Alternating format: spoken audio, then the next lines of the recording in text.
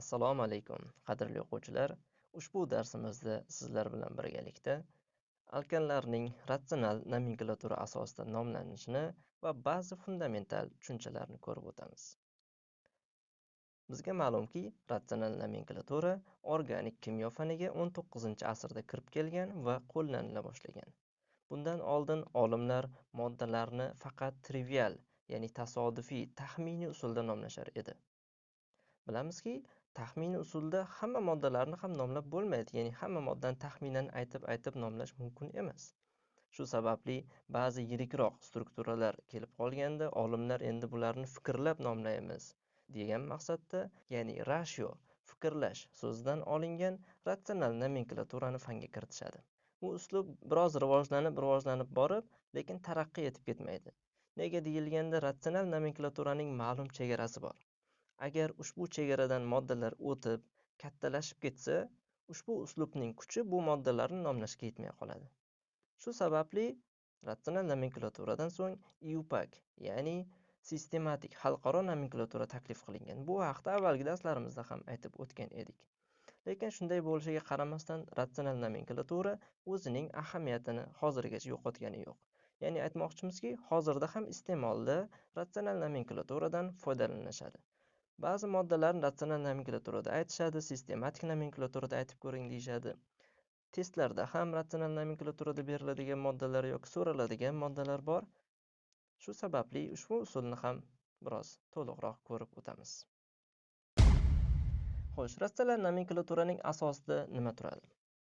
Bilingki, agar birorta moddani ratsional nomenklatura asosida nomlamoqchi bo'lsangiz, u katta moddani bir kichik molekulani hosilasi deb qarashingizga to'g'ri keladi. Takrorlaymiz. Biror bir moddani kichik bir molekulaning hosilasi deb qarashingiz kerak. Xo'sh, alkanlarni qanday ratsional nomenklatura asosida nomlaymiz? Bilamizki, alkanlarning eng kichik vakili bu metan. Demak, barcha alkanlarni metanning hosilasi, ya'ni metandan hosil bo'lgan ular deb qaraymiz. Xo'sh, bu qanday amalga oshiriladi? Masalan, e'tibor qiling. Mana bunday struktura berilgan bo'lsin.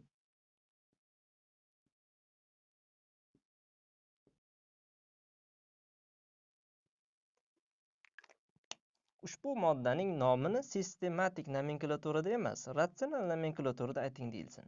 Sistematikasini bilasiz endi mana. 2 metil propan deb aytib qo'yish oson. Xo'p, ratsional nomenklaturada aytish uchun nima qilish kerak? Masalan, hammaga tushunarli bo'lish uchun metanni o'zini tasvirlab o'tamiz.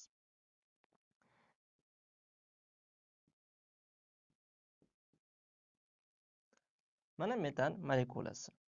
Xo'sh, mana bu molekulani metanning hosilasi deb qarashimiz kerak. Xo'sh, bu qanday amalga oshiriladi? Juda ham oson, juda ham oson. Mana e'tibor qiling. Mana bu 4 ta vodorodi bor.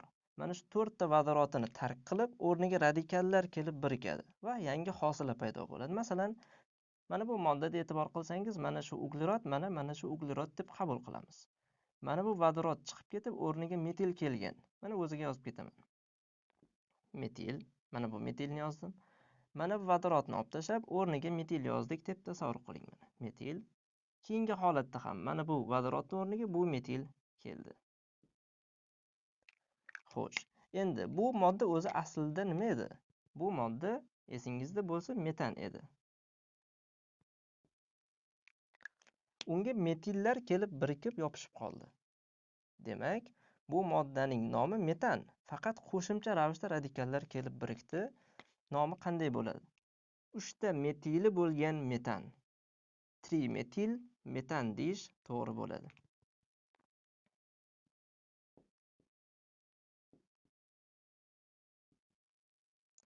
Demak, trimetil metan bo'ldi. Ratsional nomenklatura bo'lganligi uchun R harfini yozib qo'ydik.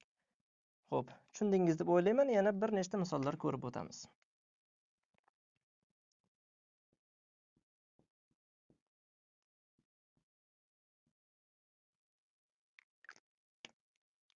Masalan, mana shu molekulani ratsional nomenklatura asosida nomlashimiz kerak bo'lsa, siz nimadan boshlaysiz? Eng ko'p tarmoqlangan uglerod atomini metan deb qabul qilasiz. Masalan, mana shu uglerod atomini metan deb qabul qilamiz. Ya'ni bu metan edi. Metanga radikallar kelib birikib qoldi deymiz. Mana qanday radikallar birikkan. metil radikali, yana metil radikali va mana bu qismda etil radikali birikkan. Endi bu moddaning nomi qanday aytiladi? Metanga metillar va etil birikib turibdi deb aytishimiz kerak. Agar mavquiga qarab aytsangiz, birinchi kichik radikallarni aytasiz. Agar alfabet bo'yicha aytsangiz, alifbo tartibida E harfi birinchi kelgani uchun etilni aytamiz. Ahamiyati yo'q. Demak, metildan boshlay qolamiz. Xo'p, tushundingiz deb umid qilamiz. Di so'zi ikkita metilligini dalolat qiladi. Dimetil, endi navbat etilga. Dimetil, etil va metan so'zi bilan tugatamiz.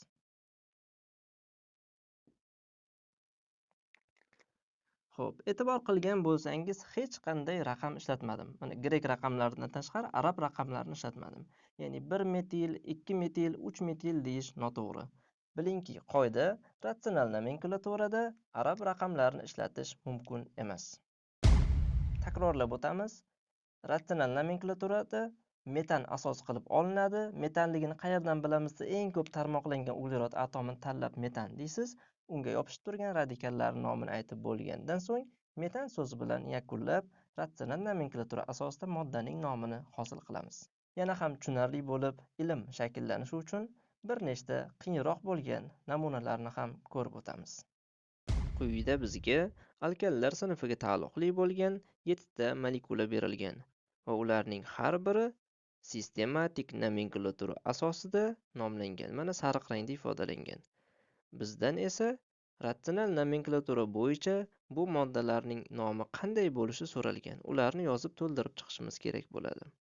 Yuqorida ta'kidlab o'tganimizdek, ratsional nomenklatura bo'yicha biror moddani nomlamoqchi bo'lsak, u qandaydir bir kichik molekulaning hosilasi deb qaralishi kerak.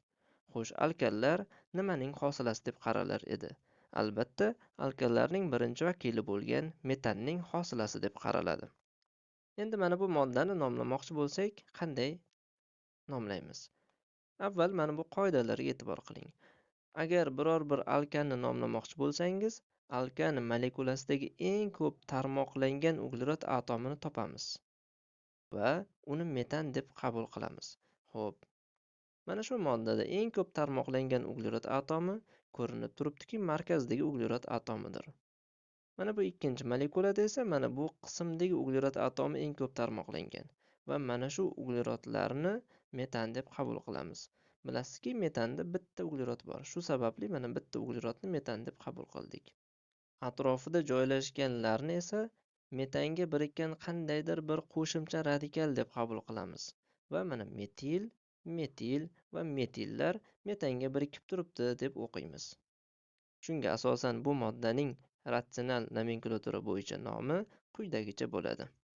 Bitta metil bo'lganligi sababli trimetil, 3 ta metilni aytdik va metan deb oxiri metan so'zi bilan tugatamiz.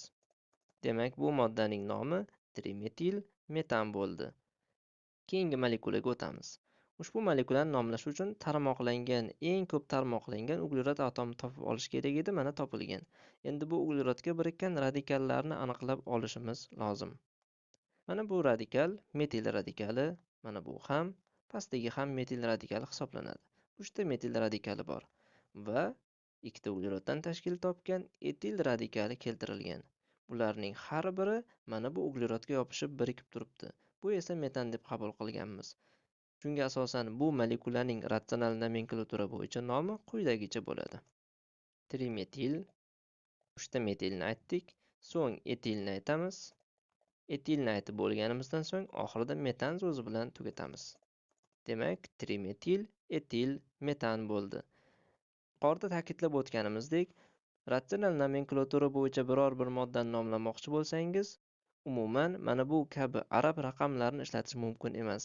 Faqat tri, di, tetra, penta va hokazo grek raqamlarini ishlatib moddalar nomlanadi. Keyingi molekulaga o'tamiz. Bu molekulani ratsional nomenklatura asosida nomlamoqchi bo'lsangiz, albatta eng ko'p tarmoqlangan uglerod atomini topib olishingiz lozim. Mana bu ikkita uglerod atomining tarmoqlanish darajasi ham atrofidagi radikallari ham bir xil. Shu sababli xohlagan birini metan deb qabul qilamiz. Masalan, mana buni metan deb qabul qildik. Endi bu moddani nomlash uchun avval radikallarni tanib olishimiz lozim. Metil, metil va yana metil. Mana bu radikal qanday radikal? E'tibor qilsangiz, uglerodlar soni 4 ta. 1, 2, 3, 4 ta. Demak, bu butil yo izobutil yo ikkilamchi yo uchlamchi butil. Ushbu radikal tarmoqlangan radikal hisoblanib, buni yodlashga ulgurmagan o'quvchilarimiz uchun mana keltirgan edik. Mana bu radikalga aynan o'xshaydi. Demak, bu uchlamchi butil radikali ekan. Shunga asosan bu molekulaning ratsional nomenklatura bo'yicha nomi quyidagicha bo'ladi. Avval metillarni aytib olamiz. Trimetil. Endi navbat uchlamchi butilga. Demak, bu molekulaning nomi mana trimetil, uchlamchi butil, metan bo'ldi. Yana bitta narsani ta'kidlab o'tishimiz lozimki, mana shu trimetil so'zidan keyin mana tere bilan ajratganmiz. O'zi aslida ajratmaslik to'g'ri bo'ladi, lekin biz ajratdikki, farqlab turing, ko'rganda tushuning degan maqsadda ajratdik. Mana bu qismlarni ham ajratib qo'yganmiz, ajratmaganda to'g'ri bo'lar edi. Navbatdagi molekulaga o'tamiz.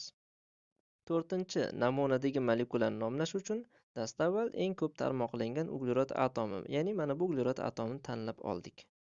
Endi unga birikkan radikallarni tanib olishimiz kerak. Ko'rib turganingizdek, mana bu radikal metil, metil va mana bunisi ham metil. Demak, 3 ta metil, trimetil bo'ladi va qo'shimcha yana bitta radikalni yozishimiz kerak. Mana bu radikal qanday radikal? 4 ta ugleroddan tashkil topgan. Demak, yo bu butil, ikkilamchi butil, yo izobutil mana bu, yo uchlamchi butil. Shulardan aynan qaysi biri deyilganda mana ikkilamchi butilga o'xshab turganligi ko'rinadi. Demak, bu ikkilamchi butil. Bunga asosan bu molekulaning nomi trimetil. Mana 3 ta metilni aytib oldik. Endi navbat ikkilamchi butilga. Metan so'zini aytish bilan moddaning nomini yakunlaymiz. Demak, trimetil, ikkilamchi butil, metan bo'ldi. 5-chi namunaga o'tamiz. Shu moddani nomlash uchun yana odatdagidek eng ko'p tarmoqlangan uglerod atomini metan deb qabul qilamiz. Demak, mana bu metan. Bunda ham 3 ta metil radikali joylashganligini ko'rishingiz mumkin. Qo'shimcha ravishda mana bu radikal kelgan. Bu 4 ta uglerod atomidan tashkil topgan mana shu butillardan biri hisoblanadi. E'tibor qilsangiz, aynan mana shu izobutil radikali tasvirlangan. Demak, bu moddaning ratsional nomenklatura bo'yicha nomi quyidagicha bo'ladi. 3 ta metilni aytib oldik, trimetil. So'ngra endi izobutilni aytamiz va metan so'zi bilan tugatamiz. Demak, bu moddaning nomi trimetil, izobutil, metan bo'ldi. Keyingi molekulaga o'tamiz. Bu 6-chi namunadagi moddani ratsional nomenklatura bo'yicha nomlash uchun yana dastavval eng ko'p tarmoqlangan uglerod atomini metan deb qabul qilishimiz kerak. Lekin ikkita uglerod atomi eng ko'p tarmoqlangan, mana bu va bunisi. Xo'p, e'tibor qiling, mana shunday vaziyatda nima qilish kerak? Masalan, mana buni metan deb qabul qilsangiz, xato bo'ladi. Nega xatoligini tushuntirib ketaman. Siz shunday eng ko'p tarmoqlangan uglerod atomini tanlashingiz kerakki, uning 4 ta tomonidagi 4 tala radikalini ham nomini ayta olishingiz lozim bo'ladi. Masalan, mana bu metilni aytishni bilasiz, mana bu metil deyishni bilasiz, lekin mana bu radikalni nomini ayta olmay qolasiz. Ya'ni mana bu katta radikal bo'lib ketdi. Demak, mana buni eng ko'p tarmoqlangan uglerod deb aytishingiz xato bo'ladi. Bunga asosan mana buni eng ko'p tarmoqlangan deb ko'raylik. Endi e'tibor qiling, mana metil, metil. Bularning nomini aytishni bilamiz. Mana bu esa 3 ta ugleroddan tashkil topgan izopropil radikali. Mana bu. Bu esa mana uchlamchi butil radikali tasvirlangan. Demak, mana buni metan deb qabul qilish to'g'ri bo'ldi. Buning atrofidagi 4 tala radikalni ham nomi bizga aniq. Demak, bu moddaning nomi quyidagicha bo'ladi. Avval metillarning nomini aytib olamiz. 2 ta metil bo'lganligi sababli dimetil, endi izopropil. Lekin e'tibor qiling, nega aynan dastavval metillarni aytyapmiz? Yuqorida ta'kidlab o'tganimizdek, sistematik nomenklaturada aytganimizdek, avval radikallarni mavqei bo'yicha nomlamoqchi bo'lsak, avval kichiklari, so'ngra biroz kattalari, so'ngra undan kattalari aytilar edi.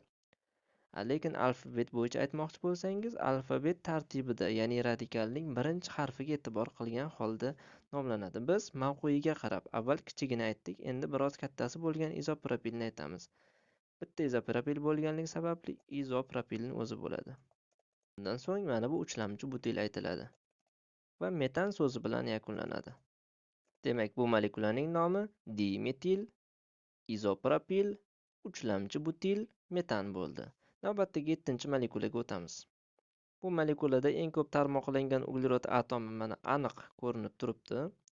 Endi unga birikkan qo'shimcha radikallarni nomlab olamiz. Mana bu metil, bunisi esa etil, mana bunisi esa izopropil 3 ta ugleroddan tashkil topgan. Bu esa 4 ta ugleroddan tashkil topgan. Mana bu radikal izobutil radikali. Shunga asosan bu molekulaning nomi quyidagicha bo'ladi. Avval metilni aytamiz, metil. So'ngra undan biroz katta bo'lgan etil, mana bu etil, keyin propil va izobutil aytiladi. Radikallar aytib bo'lingandan so'ng metan so'zi bilan odatdagidek tugatamiz. Demak, metil, etil, izopropil, izobutil, metan bo'ldi. Endi ushbu ratsional nomenklatura qoidalariga asosan yana bir nechta namuna ko'rib o'tamiz. Xo'p, navbatdagi ikkita namunaga o'tamiz. Yana bitta narsani aytib o'tishimiz lozimki, ratsional nomenklatura o'ta taraqqiy etgan nomenklatura hisoblanmaydi. Ya'ni ratsional nomenklaturani kuchi ba'zi moddalarni nomlashga yetmaydi. Shu sababli sistematik nomenklatura kashf qilingan deb aytgan edik. Masalan, mana shu 9-moddani ratsional nomenklatura asosida nomlab bo'lmaydi. Xo'sh, nega nomlab bo'lmaydi? Masalan, eng ko'p tarmoqlanganini tanlab ko'rsangiz, mana bu uglerodni. Biz yuqorida ta'kidlab o'tganimizdek, siz tanlagan metan uglerod atomini atrofidagi 4 ta radikalni nomini ayta oladigan darajada bo'lishingiz kerak. Masalan, metil, metil, metil deysiz, lekin mana bu katta radikalni tanimay qolasiz. Yoki mana bu radikalni metan deb qabul qilsangiz, metil, metil, etilni taniysiz, lekin mana bu katta radikalni nomini ayta olmay qolasiz. Demak, ratsional nomenklaturaning kuchi mana shu joygacha yetar ekan deysiz. Bu moddani ratsional nomenklatura asosida nomlab bo'lmaydi deb qo'yasiz. Xo'p, lekin etanga asosan, propanga asosan nomlash usullari bor-ku, lekin kitobingizda berilmaganligi uchun demak bo'lmaydi deb olsa. Xo'p, 8-chi molekulaga namunaga e'tibor qiling. Bu moddani ham nomlash mumkinmi yoki yo'qmi tekshirib ko'raylik. Masalan, eng ko'p tarmoqlangan uglerod atomini metan deb qabul qildik. Endi tekshiramiz, hammasini ayta olamizmi yoki yo'qmi? Mana bu metil, bu metil, mana bu metil. Buni tanimadik. Demak, bo'lmas ekan demaymiz. Amallaymiz, imkon qadar maksimum harakat qilinadi. Qanday? Mana shu joyda ratsional nomenklaturaga nisbatan istisno bor. Eng ko'p tarmoqlanmagan bo'lsa ham amallab nomlashga harakat qilinadi. Xo'p, bu eng ko'p tarmoqlangan bo'lsa-da, lekin mana buni metan deb qabul qilib ko'ramiz. Shunda shoyatki atrofidagi radikallarni ayta olsak. E'tibor qiling. Mana bu radikal metil radikali, bu esa izobutil radikali, mana bu radikal aynan tasvirlangan. Mana bu esa uchlamchi butil radikali. Demak, bu moddaning nomi quyidagicha bo'ladi. Metil izobutil, ya'ni mana buni aytdik. Endi mana bu radikal uchlamchi butilni aytamiz va metan so'zi bilan tugatamiz. Demak, metil izobutil uchlamchi butil metan bo'ldi. Agar moddalarning strukturasi asosida yoki sistematik nomi asosida ratsional nomini hosil qilishni tushungan bo'lsangiz, hoziroq quyidagi topshiriqlarga javob bering va izohlarda o'z fikringizni qoldiring.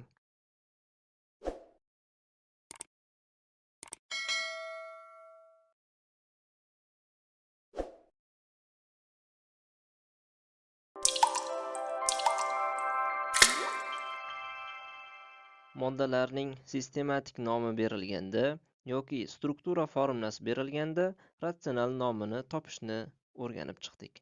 Endi esa moddalarning ratsional nomi berilganda ularning xalqaro nomini yozishni yoki struktura formulasini yozishni o'rganib chiqamiz. Savolga e'tibor qiling.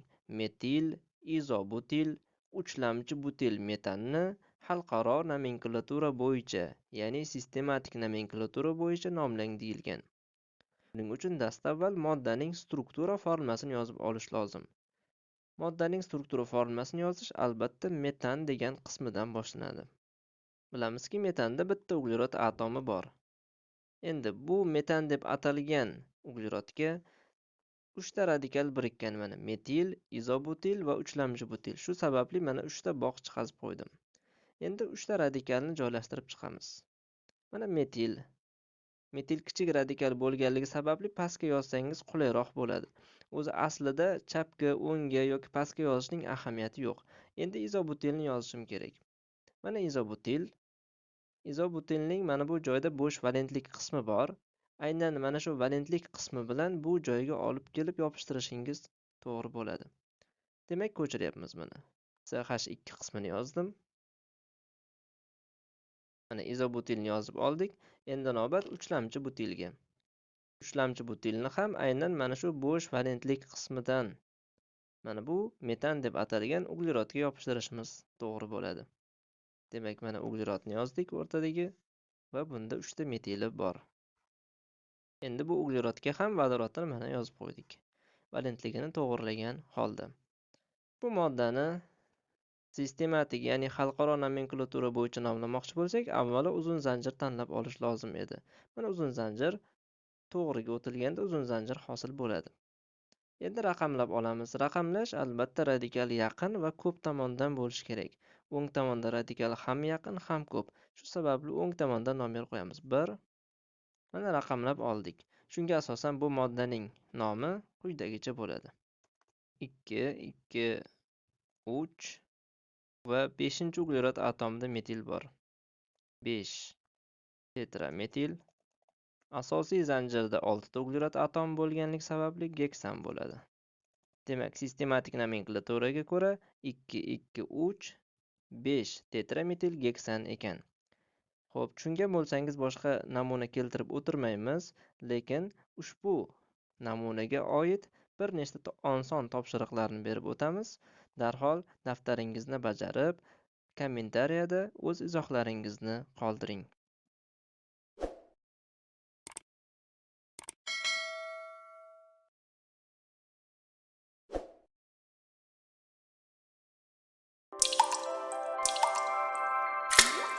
Organik kimyoning muhim, fundamental tushunchalaridan biri hisoblangan organik birikmalarning struktura formulalarini qisqartirib yozishga ham yetib keldik.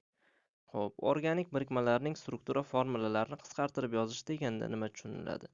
E'tibor qilsangiz, mana ikkita namuna berilgan, ikkalasi ham hajmi biroz katta bo'lgan strukturalar hisoblanadi. Albatta, mana shu struktura formulalarini birorta matn muharririda, ya'ni Microsoft Word yoki shunga o'xshash birorta matn muharririda yozib ko'rmoqchi bo'lsangiz, albatta yetarlicha vaqtni oladi va ushbu strukturada chiroyli ko'rinishda yozishga erishish juda ham qiyin bo'ladi. Bu sababli bunday strukturalarni matn muharrirlarida yozish qiyin bo'lganligi sababli bu struktura formulalarini qisqartirib yozish taklif qilingan. Masalan, ushbu strukturalarni yozish qiyinligini his qilishingiz uchun bitta oddiy misol aytib ketaman. E'tibor qiling. Masalan, mana shu struktura formulani kimgadir SMS tarzida, ya'ni rasm ko'rinishida emas, SMS tarzida matn orqali yozib yubormoqchi bo'lsangiz, savol: SMSingiz necha qator bo'ladi? Yozib ko'rsangiz bilasiz qanchalik qiyin va qancha ko'p vaqt ketishini. Shu sababli endi mana bu struktura formulani qisqartirib yozishga kirishamiz. Xo'p, struktura formulalarni qisqartirish uchun nima qilish kerak? Dastavval asosiy zanjir tanlab olinadi. Mana asosiy zanjirda mana bu va mana bu atomlar ishtirok etadi. Qisqartirib yozish qoidalariga binoan asosiy zanjirdagi atomlar, ya'ni uglerod va vodorodlar o'z holicha, radikallar esa qovuslar ichida ifodalanadi. Mana e'tibor qilib turing. CH3 ni o'zini yozdim. Undan so'ng C, mana uglerod keladi. Bunda ikkita radikal mavjud. Radikallar aytib o'tganimizdek qovus ichiga yoziladi. Buning ma'nosi: ikkita metil radikali uglerod atomiga birikib turibdi, ya'ni mana shu C ga birikib turibdi degan ma'noni anglatadi. Undan so'ng mana CH kelgan. Bunda bitta radikal bor. Qog'oz ochilib CH3 deb yoziladi. Undan so'ng asosiy zanjir ketgan. CH2 CH3.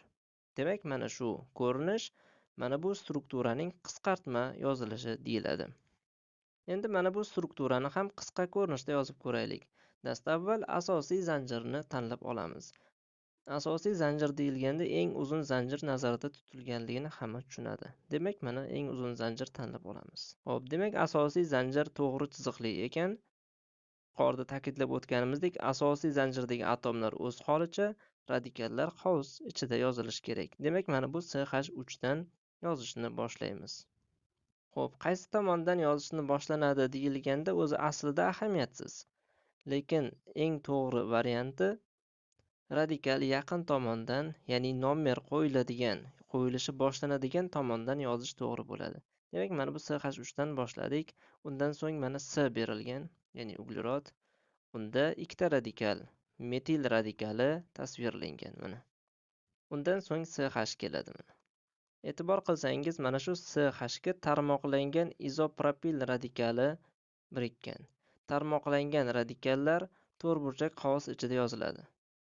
Oddiy radikallar oddiy qog'oz ichida yoziladi. Demak, buni to'rtburchak qog'oz ichida yozishim kerak. Mana bu CH ga mana bu qism birikkan. Shu sababli to'rtburchak qog'oz ichida avval mana bu CH ni yozaman va bunga ikkita metil birikkanligini oddiy qog'oz bilan ifodalab qo'yamiz. Demak, mana bu va bu radikalni yozib bo'ldik. Navbat CH2 ga. Undan so'ng mana bu uglerodni yozamiz. Bu uglerodda ikkita radikal mavjud, etil va mana bu uchlamchi butil. Dastavval kichik radikal ifodalanadi. Bu radikal tarmoqlanmaganligi sababli oddiy ko'rinishda, oddiy qog'ozda yoziladi. Endi tarmoqlangan uchlamchi butil radikalini yozamiz. Mana to'rtburchak qog'oz ochdik. Endi mana bu uglerod yoziladi va unga birikkan 3 ta metil oddiy qog'oz ichida ifodalanadi. Demak, mana bu qism to'liq tugadi. Endi navbat CH2 ga. Va undan so'ng mana C uglerodni o'zi bor. Bunda bitta metil, bitta etil mavjud. Avval kichigi metil, so'ngra etil yoziladi. Etil ham qog'oz ichida bo'lishi shart, chunki bu ham radikal. Demak, mana shu qismning o'qilishi uglerodga ham metil, ham etil birikkan deb o'qiysiz. Undan so'ng CH2 va CH3 lar berilgan. Demak, mana yozib bo'ldik.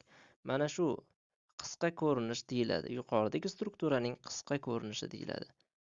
Mana shunday qisqa ko'rinishdagi struktura formulalari berilganda, bularni albatta mana bunday ko'rinishda ochib yozish oson. Namuna sifatida bitta misol ko'rsatamiz. Masalan, bizga ushbu qisqartma formula berilgan bo'lsin. Ushbu qisqartma formulasi ifodalangan moddani ochiq strukturasini ko'rsatishimiz kerak bo'lsin. Dastavval asosiy zanjirni ifodalab chiqaman hammaga tushunarli bo'lishligi uchun. Mana asosiy zanjirdagi atomlar. Yuqorida aytib o'tganimizdek, qog'ozdagilar asosiy zanjir emas, bular radikal hisoblanadi. Mana bu asosiy zanjir. Mana uglerod. Asosiy zanjirni ifodalab oldik. Endi ularga radikallarni biriktirib yozib chiqamiz. CH3 mana bu yozildi. Undan so'ng CH bor. Unga metil radikali birikkanligi aytilgan. Undan so'ng mana bu C bor. Unga ikkita metil birikkan deyilgan. Mana shu C ga ikkita metil. Bitta pastdan, bitta yuqoridan. Undan so'ng yana uglerod bor. Bu uglerodga bitta etil va mana bu murakkab radikal birikkan ekan. Avval etilni biriktiramiz mana. Endi to'rtburchak qog'ozda ifodalanganligi uchun buni biz izopropil, ya'ni murakkab radikal deymiz, tarmoqlangan. Mana shu uglerodga avval CH qismini biriktiraman. Bu CH ga esa ikkita metil birikkanligi aytilgan. Demak, mana shu qismigacha yozdik. Navbat CH2 ga. So'ngra mana bu CH ni yozib olamiz. Va bu CH ga ikkita metil birikkan. Mana yozib oldik. Demak, ushbu qisqa ko'rinishdagi formulaning ochiq strukturasi quyidagicha bo'ladi. Agar tushungan bo'lsangiz, bilimingizni yanada mustahkamlash maqsadida quyidagi topshiriqdagi savollarga javob bering va video ostidagi izohlarda o'z fikrlaringizni qoldiring.